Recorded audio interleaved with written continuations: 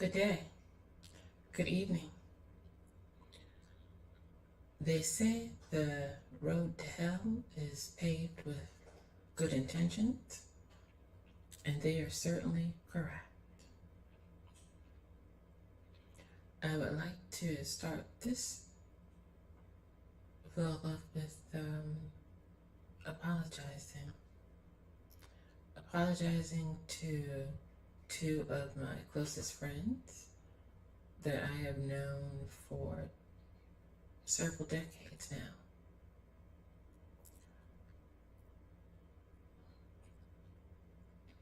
I'm not going to mention their names because they're not particularly happy or feel that social media enriches their life, and so I respect that. But they form such a large part of my life that I'll refer to them, but of course not in their regular or true names. So, to the two of you who know who you are, I sincerely apologize.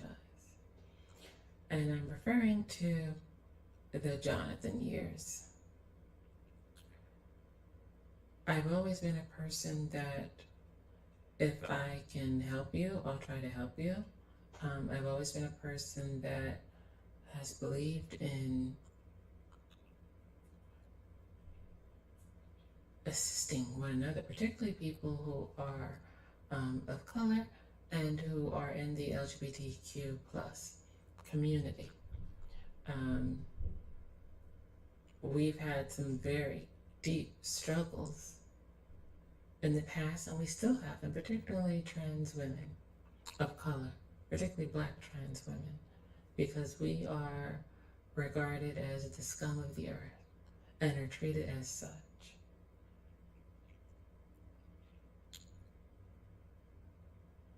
But this particular situation, I attended a pageant for a friend and met this young boy of color, Jonathan, who talked about, yes, he would like to, move to New York, so on and so forth, and his dreams of, I guess, making it in New York. At that time, myself and another friend that I just apologized to, we were living in New York. We were roommates. So I told him, oh, well, when you come to New York, please look me up.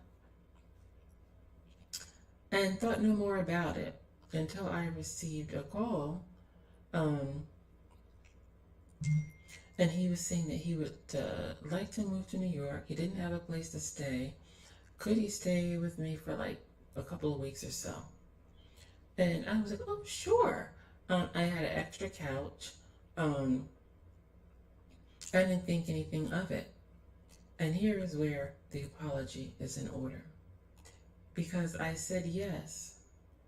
And my heart was in the right place, trying to help someone, but I was not considerate. I already had a friend living with me. I did not take my friend's feelings into consideration. I did not allow my friend to weigh in. I just unilaterally made a decision. And so that is why I say the road to hell is paved with good intentions. It's true. Because I only had good intentions. I didn't see, this young man didn't interest me in any way, romantically or anything thereof. My only intentions was, okay, I see someone that I could potentially help. Let me try to help them. The 2 weeks turned into forever, it seemed, because once he was there, he stayed. But I was just very, like I said, inconsiderate. I did not take my friend's feelings, how having someone else in the house would affect my friend, personalities, We really knew nothing about him other than he needed a place to stay. So I was wrong. My heart could have been in the right place, which it was, but I was wrong.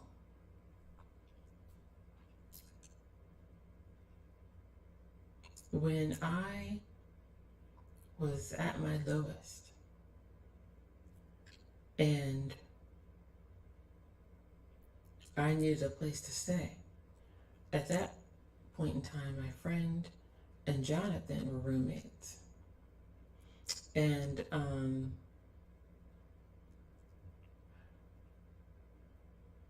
I thought, oh, well, of course, in my moment of need, my staying there shouldn't really be a problem, I don't think. But it was.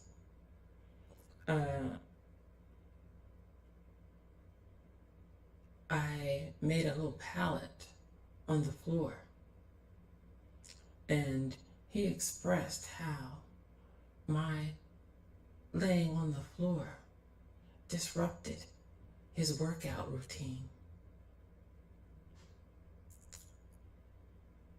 So my friend had me come into the bedroom, and and his bedroom wasn't huge, so of course that made it difficult for him to navigate around. But I came into his bedroom, but my presence still was disturbing to his roommate.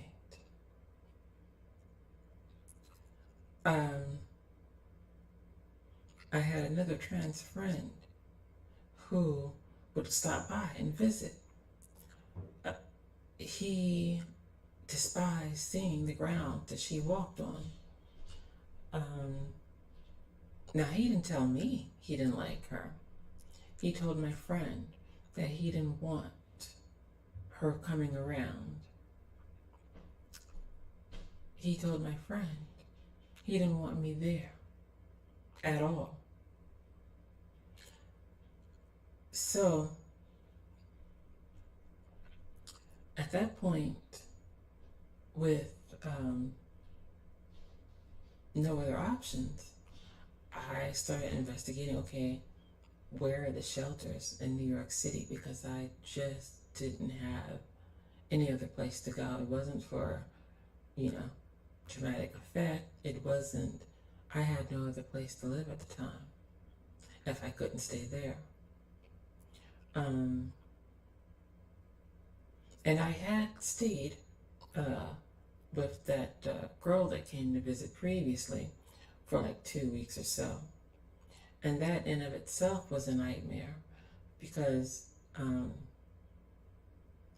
it disrupted her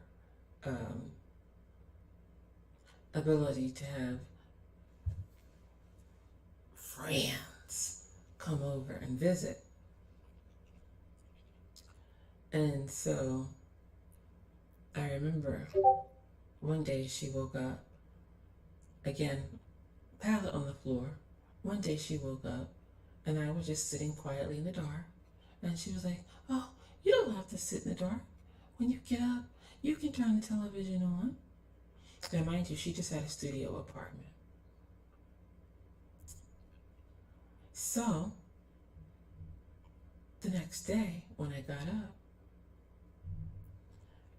I put the television on. Before the television could fully come on, oh, no, you turn that off right now. I immediately turned the television off.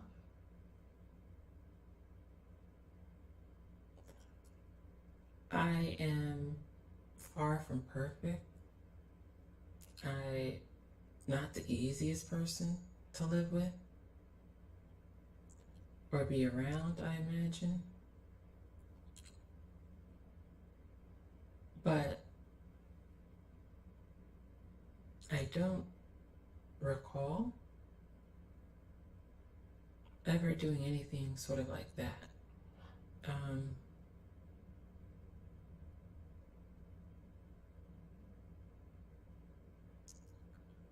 I found that to be particularly cruel.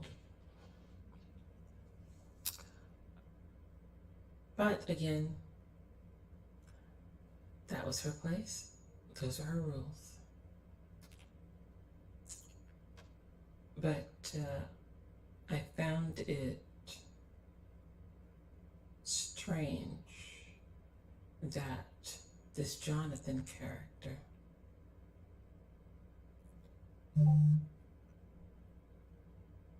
developed such contempt for me. And at one point he told me, "You're nasty." He spoke to me as if I were vile,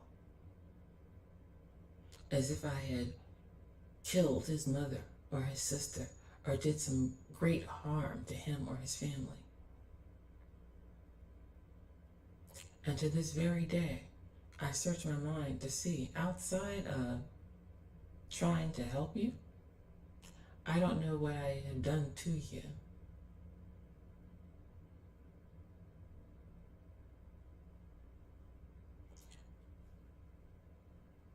I think what it was is that I outlived my usefulness. When I was no longer useful, I was vile.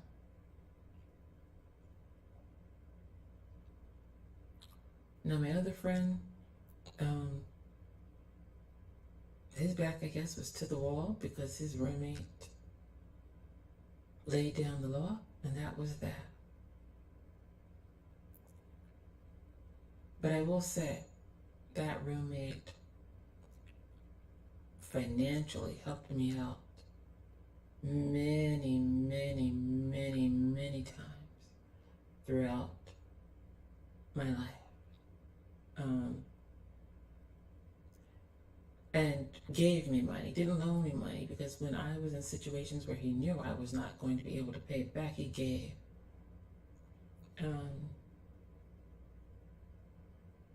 In situations where I would not be able to afford a movie or a meal, he paid. And I'm grateful, and I'm thankful. And there were many, and I'm grateful again and thankful. But it is true.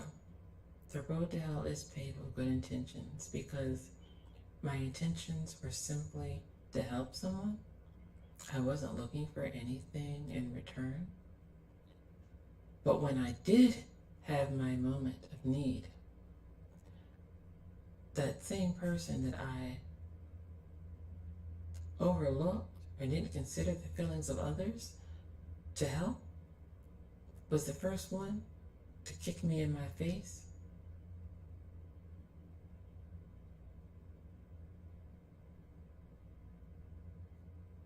and show me the door.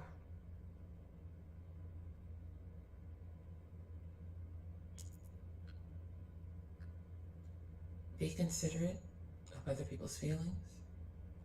Be considerate in the way you go about doing things. And I'm still learning to be considerate.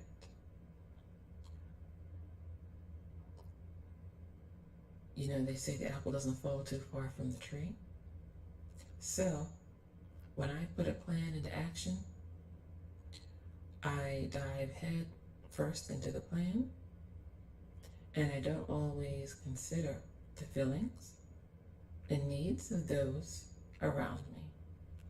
And so I'm still a work in progress with that. I'm getting better. Particularly when people are vocal. In the past, I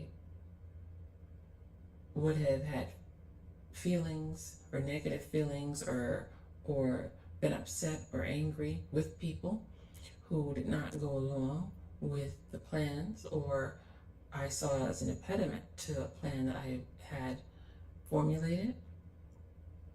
But now today, of course, I'm not going to like when things don't go the way I would want them to go in my plan. But I understand and accept people's feelings and their desires and their needs. And so in doing so, uh, there's no negativity or any feelings hurt or anything that's harbored, because um, I respect their rights and their feelings. So I have grown there. I'm still just trying to uh, proactively work on proactively um, making sure that I consider the feelings of all when I'm making plans, and to try to consider that maybe everyone is not strong enough or willing, or for whatever reason do not voice their opinions. And so, I'm adding in that component to maybe ask um, for those who may not readily volunteer how they feel about something. But again, let's be considerate and let's discuss things with everyone involved that may be affected when we're making plans.